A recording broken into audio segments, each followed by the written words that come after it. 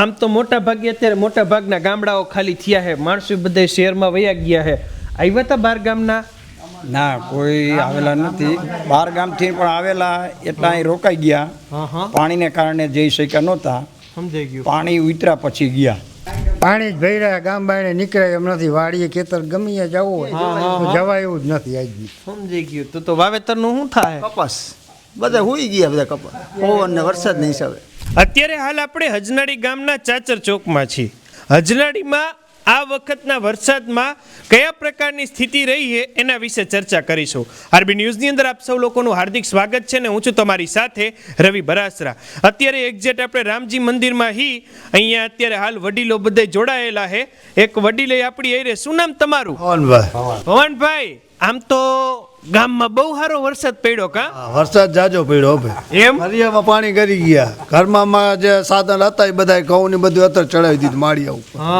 અંદર મકાનમાં પાણી આવે એવું હતું. બરાબર. અત્યારે બાથરૂમમાં નહીં ક્યાં જવાય એવું ને બધા ભરાઈને ફૂલ થઈ ગયા છે. વેણ છલકાણે ઉપરના પાણી આવ્યા ને એટલે ઘરમાં જવાની તૈયારી ફરિયામાં ભરાઈ ગયા હતા પાણી. સમજ્યા? બરાબર. ઘરની વખરી બધી માળિયા ઉપર ચડાવી દીધી. પછી રાતનું 12-1 વાગ્યા પછી કઈક ધીમું પડ્યું ને પછી અંદર બહાર નીકળ્યું.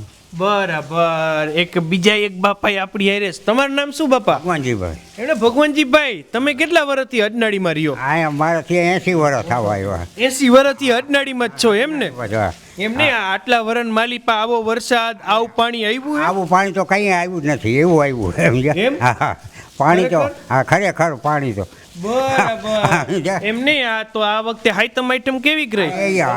એ ઘરમાં ને ઘરમાં બેઠા બેઠા એ બાયરે નીકળવાનું નહીં. એમ નહીં, તમે આમ જોયું તો ખરા ને આ વખતે આઈટમ નદી કેવું હતું ગામમાં? ગામમાં પાણી ભર્યું હતું ફૂલ. ઘરમાં પાણી ભરી ગયા હતા. રોડ કેડ હમણાં પાણી હતા. અને રામ કાનનો જલમ કાંઈ થયો નહીં. માણસો આવ્યા નહીં કોઈ. એટલે હવે એવું પાણી ફૂલ ભર્યા હતા. સમજાઈ ગયું. આમ તો મોટા ભાગે અત્યારે મોટા ભાગના ગામડાઓ ખાલી થયા છે, માણસો બધા શહેરમાં વયા ગયા છે. આવ્યા હતા બાર ગામના? ના, કોઈ આવેલા નથી. 12 ગામથી પણ આવેલા એટલા અહીં રોકાઈ ગયા.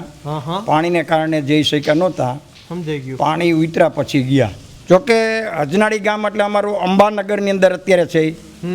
તો અંબાનગરની અંદર અમારે જે રોડ બન્યો મેઇન હાઈવે, તો આજે 3 થી 4 ફૂટ જેને કહેવાય કે ઊંચો થયો ગામ.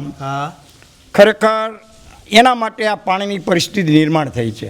એમ અમારે ઊંધું પાણી આવ્યું કારણ કે રોડની સાઈડ ઊંચી થઈ એટલે રોડ ટપી શકે નહીં.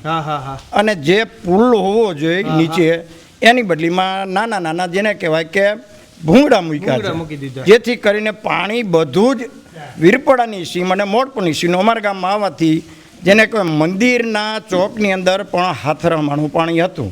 છેક સુધી મારે અને હોકરામાં પાણી જાય તો જ અમારી આ પરિસ્થિતિમાંથી અમે નીકળી શકીએ એવું છે. સમજાઈ ગયું.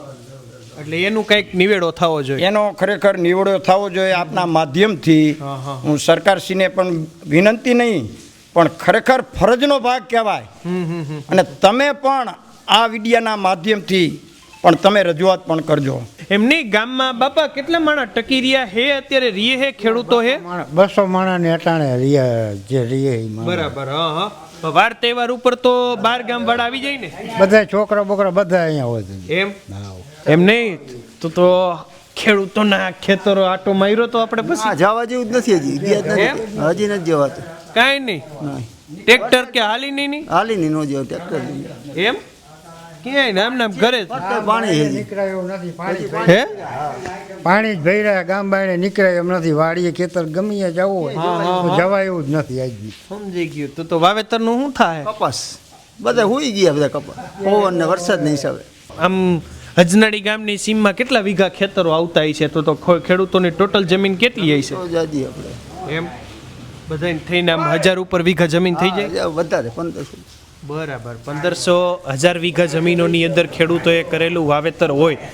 આ વાવેતરમાં અત્યારે આ સતત વરસાદ અત્યારે ઝરમર પાછો ચાલુ જ છે. તો આ વરસાદની વચ્ચે ચલો તહેવાર તો સમજા, પણ આ જે ખેડૂતોને પાછળથી જે નુકસાની આવવાની છે, કરેલું વાવેતર, બિયારણ, અમુકને તો થોડોક ઘણો કપા ઉગી ગયો હશે, અને આ જે નુકસાની આવવાની છે એ જોવી રહી આને લઈને આગામી સરકારનું કયા પ્રકારનું આયોજન રહેવાનું છે એ પણ જોવું રહ્યું. આપ સૌ લોકોનો ખૂબ ખૂબ આભાર અમારી સાથે જોડાવા માટે. આપ લોકો હતા આરબી ન્યૂઝની અંદર અને હું હતો તમારી સાથે રવિ બરાસી.